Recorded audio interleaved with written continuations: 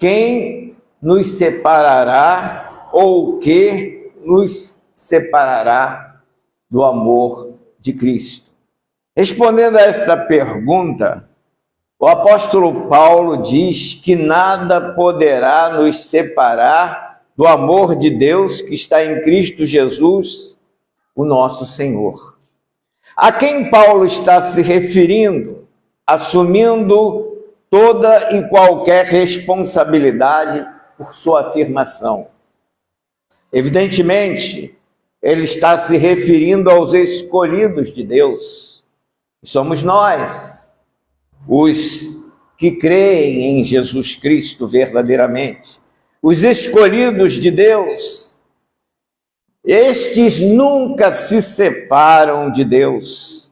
Vejam o que o apóstolo Paulo disse no capítulo 8, versículos 29 a 30, da carta aos Romanos. Porque os que dantes conheceu, também os predestinou para serem conforme a imagem do seu Filho, a fim de que seja o primogênito entre muitos irmãos. E aos que predestinou, a estes também chamou. E aos que chamou, a estes também justificou. E aos que justificou, a estes também glorificou. Vejam quanta coisa Deus fez por nós, nos aperfeiçoando para chegarmos até aquela condição de varões perfeitos. O apóstolo Pedro, falando sobre este mesmo povo eleito por Deus, assim se expressa: mas vós sois a geração eleita, o sacerdócio real, a nação santa, o povo adquirido para que anuncieis as virtudes daquele que vos chamou das trevas para a maravilhosa luz. 1 Pedro, capítulo 2, versículo 9. Vamos considerar algumas situações na vida do crente. Primeiro, a pobreza. Tem muito crente pobre materialmente, mas a pobreza pode nos separar do amor de Deus? Quem acha que o empobrecimento tira o crente dos caminhos do Senhor? É claro que a pobreza não pode tirar ninguém da comunhão com Deus, da presença do Senhor, do amor de Deus. A viúva de Zarefate era paupérrima, mas a sua pobreza não a fez separar-se do amor de Deus. 1 Reis, capítulo 17, versículos 8 a 16. Jó perdeu toda a sua riqueza, mas continuou fiel ao Senhor. Eis o que ele disse, depois de perder tudo quanto possuía, inclusive os próprios filhos: nu saí do ventre de minha mãe, e nu tornarei para lá. O Senhor me deu, o Senhor o tomou. Bendito seja o nome do Senhor. Jó, capítulo 1, versículo 21. Jesus enalteceu a adoração da viúva pobre, e com 2 parcas moedas alegrou o coração do Senhor. Aquela mulher, mesmo sendo pobre, fez sorrir o coração de Jesus e demonstrou que sua pobreza não diminuiria a intensidade do seu amor por Jesus. A igreja de Esmirna é símbolo de uma igreja pobre, que foi duramente castigada pelo Império Romano. Não teve a repreensão de Jesus Cristo, como as outras demais, só elogios. Apocalipse, capítulo 2, versículos 8 a 11. Em contrapartida, a igreja de Laodiceia, que era rica, recebeu duras críticas do Senhor, chamando-a morna, desgraçada, miserável, pobre, cega e nua. Apocalipse, capítulo 3, versículos 14 a 22. É bom lembrar que na parábola do jovem rico, Jesus não ensinou que ser rico é pecado, mas sim que o amor ao dinheiro é raiz de toda espécie de males. Quais seriam então esses males? Idolatria, prostituição, bebedice e outros pecados que o amor ao dinheiro atrai. Há pessoas que idolatram tanto o dinheiro que se tornam servas dele, fazem aquilo que ele mandar. O dinheiro pode levá-lo à falsa ideia de que você não precisa de Deus. Pode induzi-lo a pensar que você é todo poderoso e consegue o que quer a qualquer tempo, em qualquer hora e lugar. Pode levá-lo a humilhar e desprezar pessoas que Deus ama. Pode fazê-lo usar para deleites carnais o tempo que deveria ser de Deus. Pode ainda levá-lo a glutonarias, bebedices e imoralidades. Olha quanta coisa o dinheiro pode causar como malefício na vida do cristão. Pode fazê-lo avarento a ponto de menosprezar os dízimos e ofertas que são preceitos divinos. Um rico avarento, vou dar um exemplo, perdeu sua bolsa e anunciou que recompensaria generosamente a quem a encontrasse. Apareceu-lhe um pobre com a bolsa perdida. O avarento contou e recontou o conteúdo, isto é, o dinheiro que estava na bolsa, para não pagar a recompensa prometida. Elaborou o seguinte golpe: faltam aqui R$200. Vai-te embora, homem. Espera ainda depois desta fraude ignóbil, que eu te dê uma gratificação. O outro, ferido por tal calúnia, foi ao magistrado que ordenou vir à sua presença o avarento e interrogou-o: quanto havia na bolsa que perdeste? R$1.200, afirmou ousadamente o ricaço, mentindo com hipócrita compostura. Voltando-se para o pobre, perguntou o magistrado: quanto há na bolsa que encontraste? R$1.000, confirmou humildemente o homem. É claro. Então decidiu o magistrado, dirigindo-se novamente ao avarento: esta bolsa não é a que perdeste. Devolve-a, portanto, a quem a achou. Ele aguardará até aparecer o verdadeiro dono. Irmãos, a avareza só traz prejuízos espirituais, mas também traz prejuízos materiais. Dizem até que se o cachorro conhecesse dinheiro, ele não seria amigo do homem. Será? Por dinheiro se briga, se mata, por ele o homem é capaz de trair, roubar e vender sua própria alma. Entendo claramente o porquê Jesus não permitiu que seus discípulos levassem dinheiro na missão dos 12 e posteriormente naquela missão dos 70, capítulos 9 e 10 de Lucas. E porque também ele disse no Sermão da Montanha: bem-aventurados os pobres de espírito, isto é, os humildes de espírito, porque deles é o reino dos céus. Mateus, capítulo 5, versículo 3. Do livro Sabedoria de Israel, extraímos a seguinte ilustração: 2 judeus, um pobre e um rico, aguardavam a hora de consultar um famoso mestre em Israel. O rico foi admitido primeiro e sua audiência durou bem mais de 1 hora.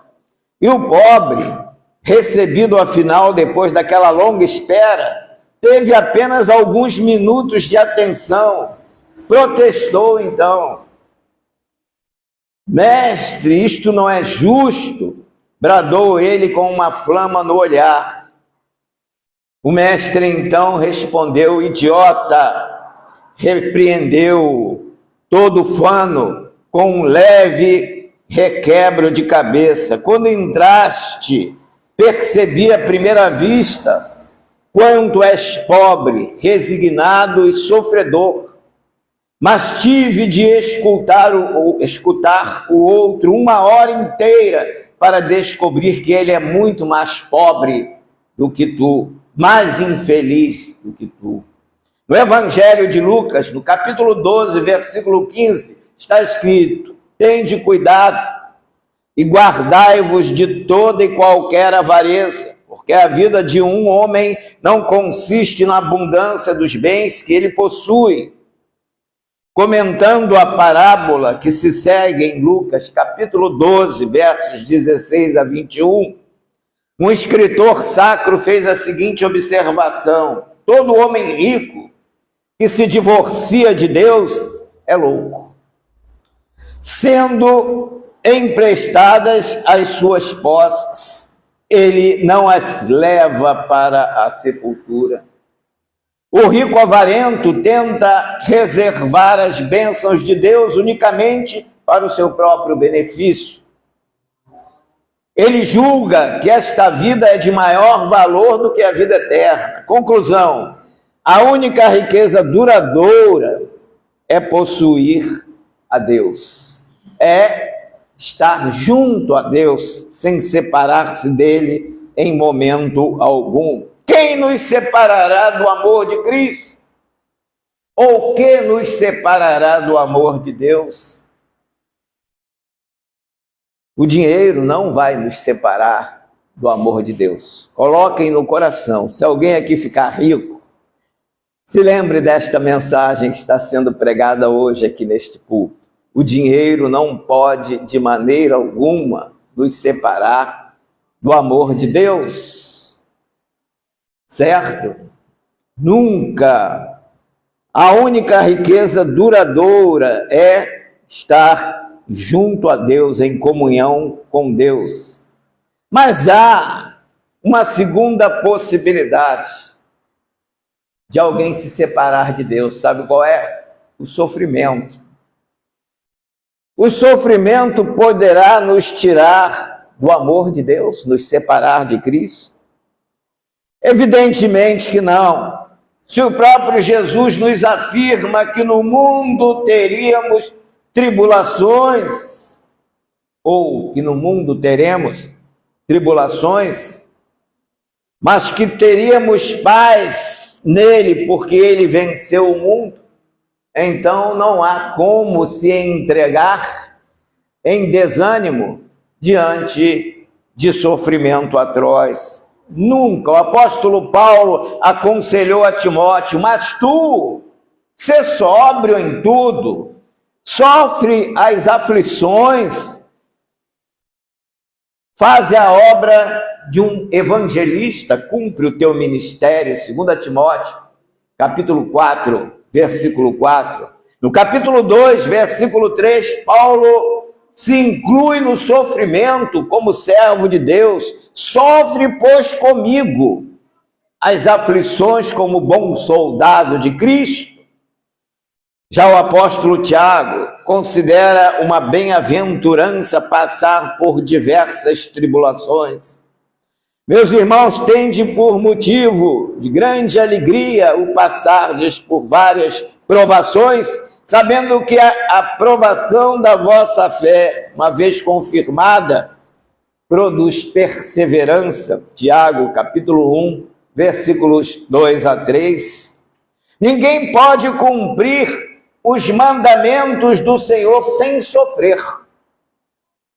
Interessante é que ninguém quer sofrer, certo? Tem igreja aí que faz a propaganda: crente não nasceu para sofrer. É mentirosa essa propaganda. Todo crente tem que sofrer. Ninguém pode cumprir os mandamentos do Senhor sem sofrer. Os mandamentos são amar a Deus sobre todas as coisas, primeiro. segundo é o próximo, como a si mesmo, encerrando nesses dois todos os mandamentos de Deus. Ora, se toda a lei e os profetas se embasam no mandamento do amor, o amor, como diz o apóstolo Paulo, em 1 Coríntios capítulo 13, versículo 4, é sofredor, logo todos que amam a Deus e ao próximo são sofredores. Mas o diabo não pensa assim. Em uma de suas audiências com Deus no céu, ele disse que não havia homem fiel a Deus na terra, se perdesse os bens terrenos e sofresse. Jó provou que a tese do diabo era venenosa, estava equivocada. Não satisfeito, o maligno voltou a atacar, dizendo que se Deus tirasse a saúde de Jó, ele abandonaria sua fidelidade e amor ao Criador. Deus autorizou, então, que Satanás tocasse em Jó com terríveis enfermidades, mas não o permitiu tirar-lhe a vida. Jó, mais uma vez, envergonhou Satanás diante de Deus, pois em momento algum o sofrimento de Jó o separou do amor de Deus. Quem nos separará do amor de Cristo? A tribulação, a angústia, a perseguição, a fome, a nudez, o perigo ou a espada. A pobreza não nos separa do amor de Deus, nem sofrimento poderá nos separar do amor de Deus. Eu fico pensando, como pode às vezes o crente, na hora do sofrimento, abandonar a igreja, abandonar a Cristo? Se é o refúgio que ele tem, verdadeiro, oportuno para aquele momento, e ele se afasta. E o diabo tem tirado muita gente da igreja através do sofrimento, da dor. Meus irmãos, uma das cenas mais chocantes que vi em minha vida foi uma mãe olhar para o seu filho morto num caixão e dizer com a alma traspassada pela dor: o Senhor me deu, o Senhor o tomou, bendito seja o nome do Senhor. Eu presenciei essa cena.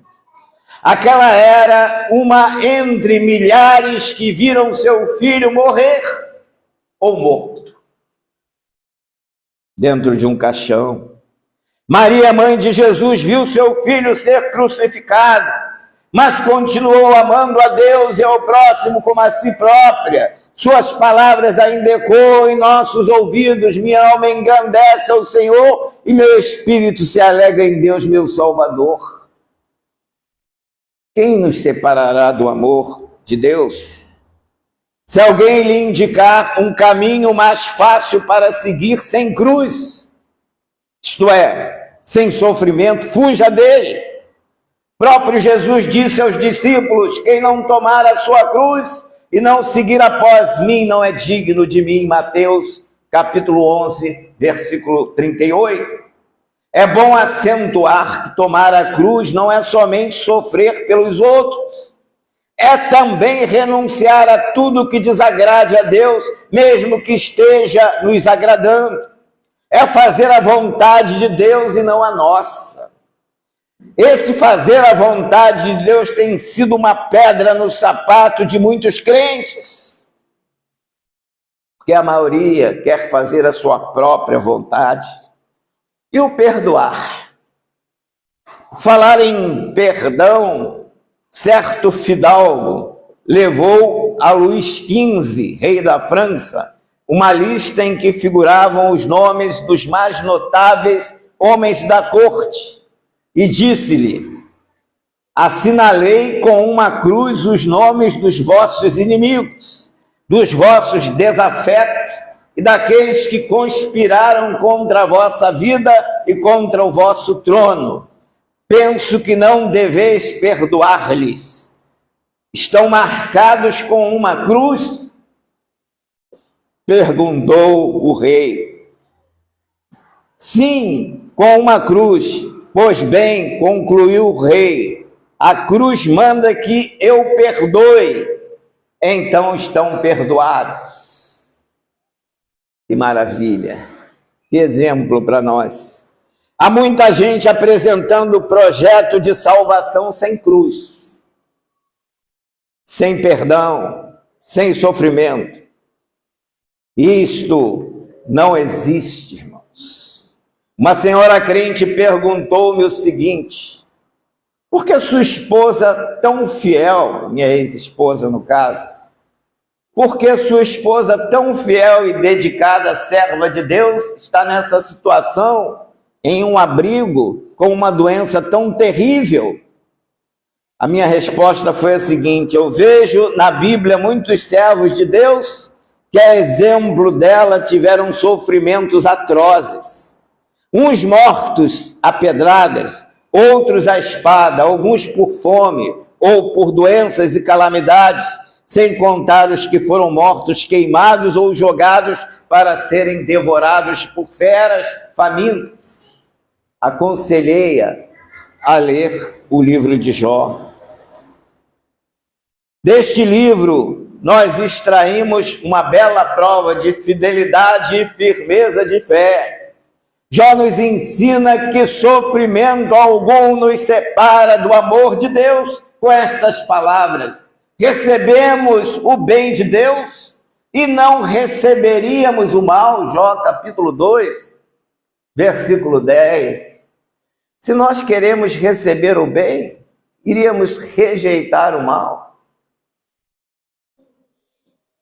Porque Jesus disse que o mal existe, e o mal nos causaria grandes tribulações no mundo, não é verdade? Assim, irmãos, nós temos que conviver neste mundo com dores e tribulações. 3 cachorros estavam sendo conduzidos por um fazendeiro, amarrados a um carro de bois, com destino à fazenda. Os cachorros não queriam ir com o novo dono. O primeiro começou a medir forças com o carro de bois e ia sendo arrastado, muito contrariado. O segundo cachorro roeu a corda que o prendia e fugiu. E o terceiro cachorro, ele roeu a corda, pulou para dentro do carro e seguiu viagem, tranquilo. Moral da história: se não podemos fugir da situação, temos que nos adaptar a ela. Jesus ensinou mais ou menos isto a Pedro no registro de João, capítulo 21, versículo 18. Na verdade te digo, quando eras mais moço, te cingias a ti mesmo e andavas por onde querias. Mas quando já fores velho, estenderás as tuas mãos e outro te cingirá e te levará para onde tu não queiras. É uma verdade. Nós temos que nos preparar para a velhice e muitas vezes nós vamos ser conduzidos porque nós não teremos mais forças para fazer aquilo que nós queremos. Perfeito? A obra de Deus é assim. Muitas vezes nós queremos fazer certas coisas, mas Deus diz: não, não é isso que eu quero. Eu quero de outra maneira. Aí temos que fazer igual aquele cachorro, roer a corda e pular dentro da carroça, né? Para seguirmos nos adaptando às circunstâncias que Deus quer. Aí sim, nós vamos manter a comunhão com Deus sem nos separar dele por coisa alguma. Ah, meus irmãos, Jesus estava ensinando a Pedro que na velhice ele seria conduzido. Na verdade, ninguém quer sentir dor, ninguém gosta de sofrer, mas se isso for inevitável em nossas vidas, glória a Deus. Como diz o apóstolo Paulo, em tudo dai graças. Terceiro e último exemplo, que nada nos separará do amor de Cristo. Sabe qual é? Primeiro é pobreza, não é isso? Segundo é tribulação, sofrimento. Terceiro é a morte.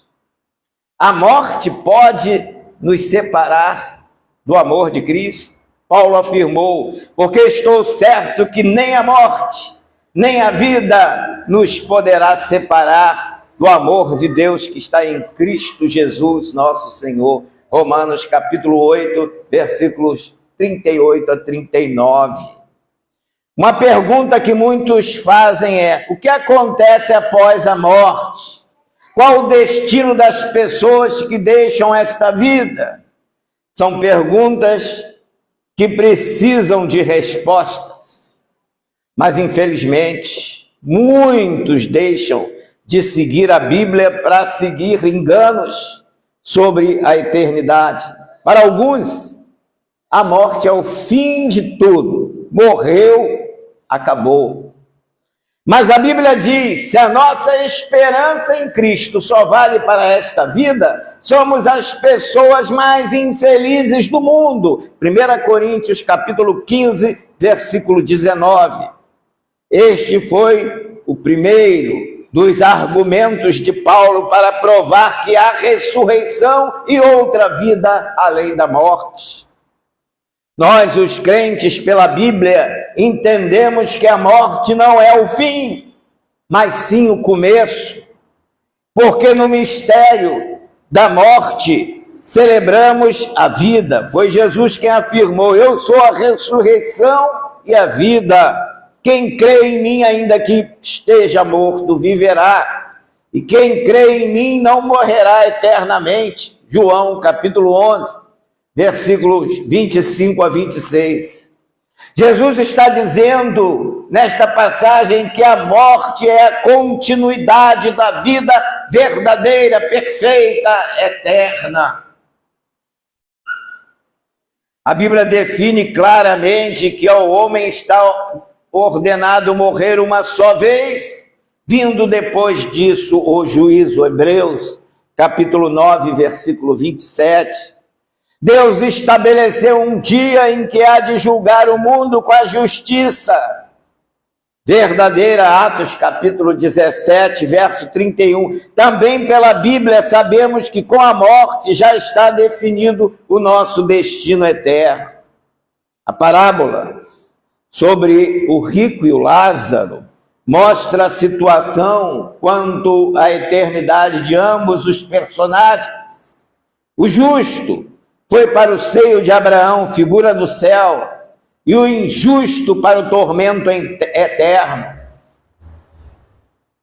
Jesus apresenta a figura do ladrão que se arrependeu na cruz. Eu lhe garanto, foi o que Jesus disse para aquele ladrão: hoje estarás comigo no paraíso. Assim como a morte não separou o ladrão arrependido do amor de Jesus, ela não nos separa do amor de Cristo.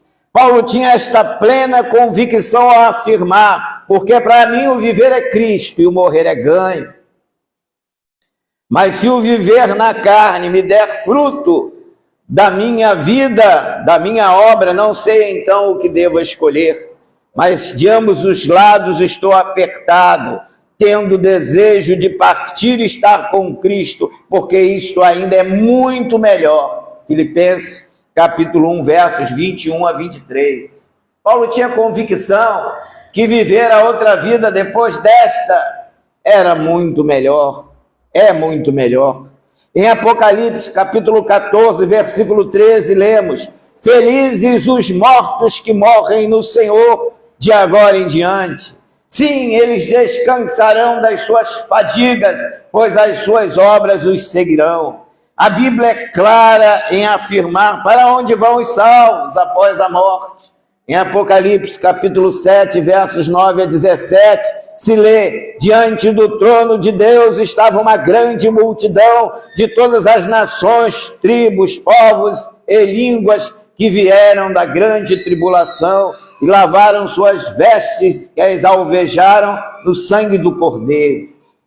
Por isso, meus irmãos, estão diante do trono de Deus, nunca mais terão fome, nunca mais terão sede, não os afligirá o sol nem qualquer calor abrasador, pois o Cordeiro que está no centro do trono será o seu pastor e os guiará às fontes de água viva, e Deus enxugará dos seus olhos toda lágrima. A morte causa lágrimas em muitos olhos, mas naquele dia a morte será vencida, então não haverá mais lágrima. A Bíblia claramente nos diz que os que morrem em Cristo vão imediatamente para o céu. Em João capítulo 5, versículo 24, está escrito: na verdade vos digo, quem ouve a minha palavra e crê naquele que me enviou, tem a vida eterna, não entrará em condenação, mas passou da morte para a vida. Esta é a certeza que precisamos ter. Os demais são apenas religiões e doutrinas humanas. Deus requer de nós, enquanto vivermos neste corpo, que sejamos fiéis. Ele nos diz: ser fiel até a morte, dar-te-ei a coroa da vida. Apocalipse capítulo 2, versículo 10. Será maravilhoso ouvir do Senhor naquele dia: muito bem, servo bom e fiel. No pouco foste fiel, no muito te colocarei. Entra no gozo do teu Senhor, participe da alegria dos céus com o seu Senhor. Vale a pena manter essa comunhão com Deus, não se separar dele em circunstância alguma, não negá-lo, sempre testemunhar dele, ainda que seja sobre a ameaça da morte. Para encerrar, uma jovem rica, de ilustre origem, converteu-se ao cristianismo. Acusada por servir a Jesus, foi metida numa horrível prisão com o filhinho, que não mais podia amamentar. Um dia recebe ordens para se apresentar diante do governador. Seu velho pai e seus 2 irmãos viram-na passar, e o velho exclamou: "Oh, minha filha!" O infortunado pai sofria: "És tu a mesma que eu vejo? Em que estado tu achas, filha? Oh, eu te peço, tem piedade da minha velhice, não me precipites no túmulo, não desonres meus cabelos brancos. Minha filha, renuncia a teu Cristo, adora os deuses da pátria, para você continuar vivo." E o desolado pai, não ouvindo resposta alguma dos lábios da prisioneira, lança-se aos seus pés de joelhos, toma-lhe as mãos entre as suas e prossegue: "Pensa, minha filha, no teu filhinho inocente que não poderá viver sem ti. Pensa na tua mãe que morrerá de tristeza. Pensa na tua família toda chorosa e desapontada." E todo o povo testemunhava esse espetáculo, gritando: "Jovem, tem compaixão do teu pai. Olha para os seus cabelos brancos, seus olhos cheios de lágrimas. Renuncia, pois, a esse Cristo, se afasta dele, adora os deuses da terra." Com voz calma, firme e majestosa, ela responde: "Nada poderá me separar do amor de Deus que está em Cristo Jesus." Irmãos, que este amor jamais se afaste de nós, em quaisquer circunstâncias da vida, e que Ele assim nos abençoe.